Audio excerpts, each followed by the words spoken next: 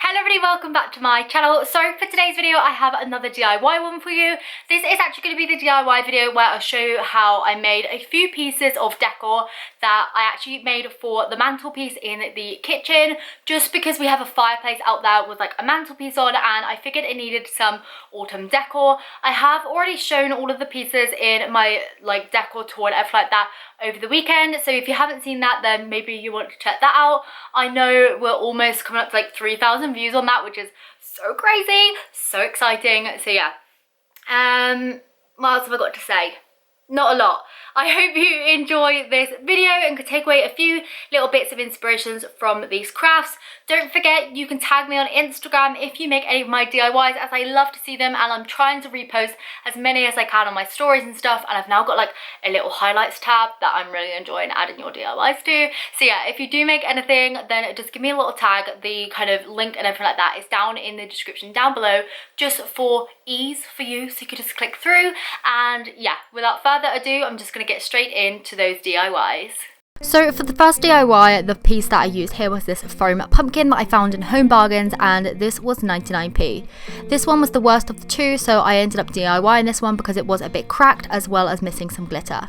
I just removed the stalk from the top, and then using a grey primer, I just squirted on like really light kind of coating of this, because I know when spray painting like polystyrene it can like shrivel up and go all kind of funny.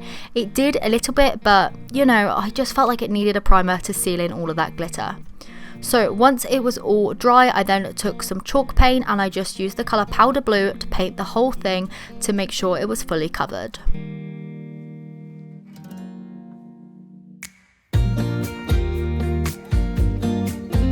Once that was dry, I then took the two pumpkins that I DIY'd in a previous video, this Hessian one as well as a white one. I took the stalk of the Hessian one and then glued it to the kind of top of the blue one that I just painted. Once that had set, I then took the white one and then I glued that one on top of the Hessian one. Because I still left the like light inside of this one, I did go ahead and cut that out so that it would fit more flush to the Hessian one.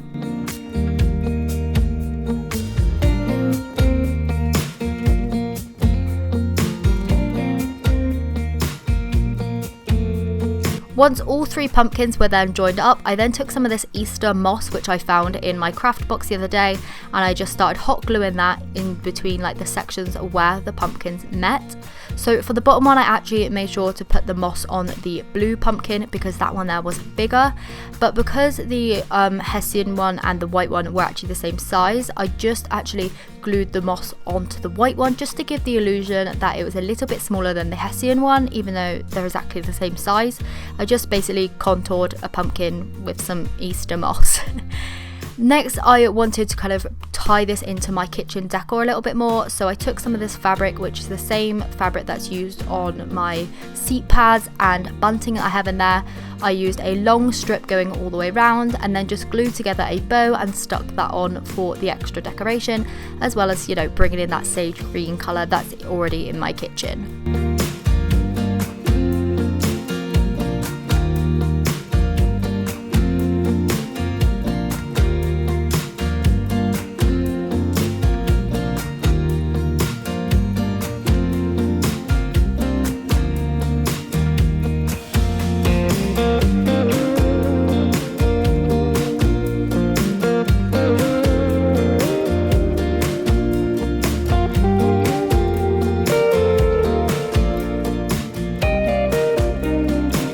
Once the final piece of the bow was then in place, I just popped it on top of my kitchen mantle, and this is what it turned out like.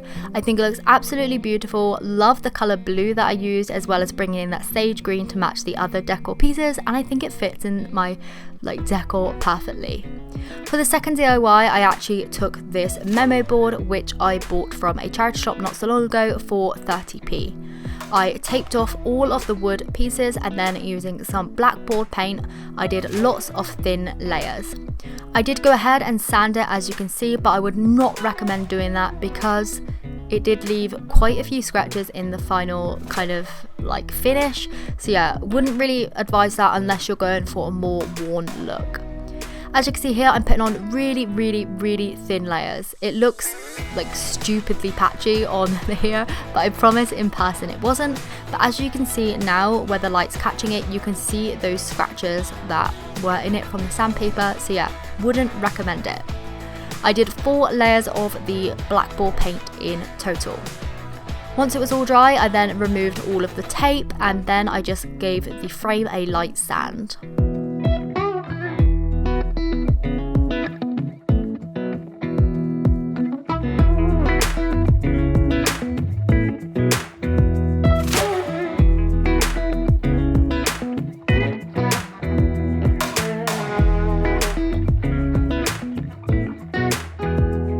I removed any sawdust with a microfiber cloth, and then I just kind of primed the blackboard. This is something I like to do when I'm making like chalkboards and that sort of stuff. I just like to put a layer of chalk down on it, rub it all off with a microfiber, do it again, smudge it all in with my hands, and just get it really into like the chalk paint. Does that make any sense?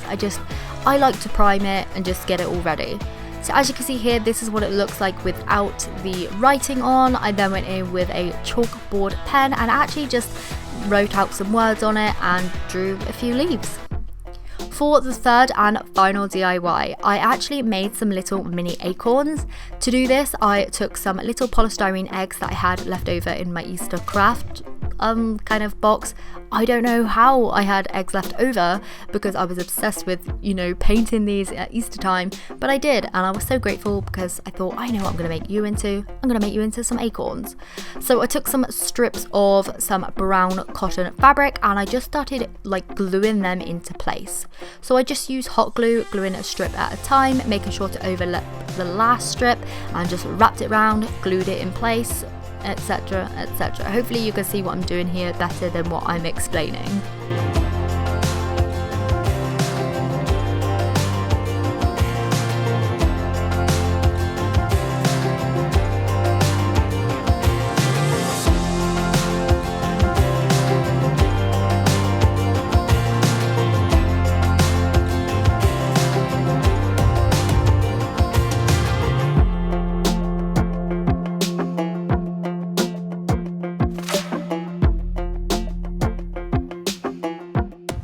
Once the final strip was in place, I just went ahead and cut off all of the excess of the brown fabric, and then I started with the strips of the hessian.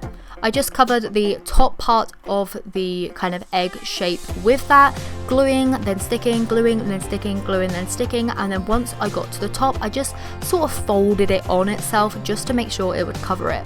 I wanted this to look like, you know, the top part of an acorn. Does that even make any sense?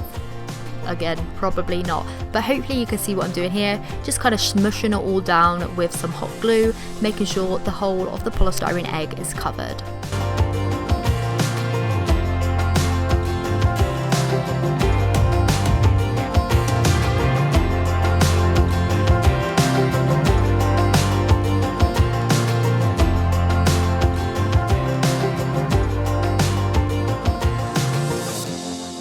To make the top of the acorn, I just took a little bit of a stick, just hot glued that down in place and held it there until it set. I also went ahead and made a smaller version of this using the eggs you've probably seen at the start of this DIY, and this is what this one had turned out like. I've just popped them on top of my mantelpiece, on top of like a little jar, and I think they look perfect. So I hope you enjoyed today's video. If you did, please do give it a thumbs up, as it really does help me to know what type of videos you like to see on this channel. Let me know which was your favourite, whether it was the pumpkin topiary, the sign with like the chalkboard and stuff on, or whether it was those little mini acorns that I made out of the little eggs. Still can't believe I kept those eggs. I just don't know. Come Easter, I was obsessed with those speckled eggs, so how some survived without being painted, I do not know. So yeah, hopefully you enjoyed this video, and I will see you very soon in a couple of days for another DIY video. Bye!